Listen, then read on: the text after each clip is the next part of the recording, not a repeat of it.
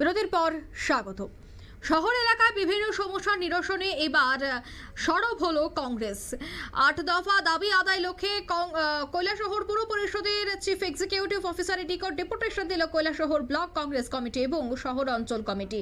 ডেপুটেশনের নেতৃত্বে ছিলেন ঊনকোটি জেলা কংগ্রেসের সভাপতি মোহাম্মদ বদরুজ্জামান, প্রদেশ কংগ্রেসের সাধারণ সম্পাদক রুদ্রেন্দু ভট্টাচার্য, ব্লক কংগ্রেসের সভাপতি আশিস সেনগুপ্ত, কংগ্রেস নেতা নরসিংহ দাস, রতন দত্ত, চন্দ্রশেখর সিনহা, যুব নেতা দেবাংশু দাস সহ আরো অনেকে।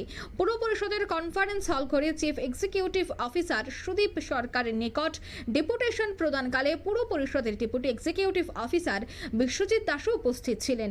ডেপুটেশন শেষে সংবাদ প্রতিনিধিদের মুখোমুখি হয়ে ঊনকোটি জেলা কংগ্রেসের সভাপতি মোহাম্মদ বদরুজ্জামান কি বলছেন শোনাচ্ছি।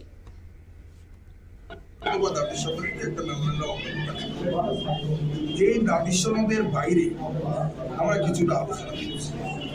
এই আলোচনার জন্য আপনারা জানেন যে আমাদের কৈলাসহরের মাননীয় বিধায়ক বিনোদী সিনহা মহোদয় বন্যা নিয়ন্ত্রণের জন্য আন্তর্জাতিক সীমানা পর্যন্ত লং মার্চ করেছে, বিধানসভায় উঠেছে, যার পরিপ্রেক্ষিতে কৈলাসহর মিউনিসিপ্যালিটি এলাকা এবং কিছু গ্রামীণ এলাকা বন্যা নিয়ন্ত্রণের জন্য প্রায় 21 কোটি টাকা মঞ্জুর করা হয়েছে। এর মধ্যে কৈলাসহরের গোবিন্দপুর এলাকা অত্যন্ত স্পর্শকাতর, সেই এলাকার জন্য সরকারের তরফ থেকে 8 কোটি টাকা মঞ্জুর করা হয়েছে।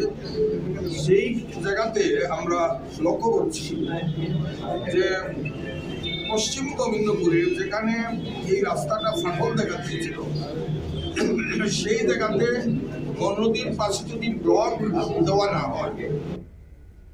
আপনারা শুনলেন তাদের বক্তব্য।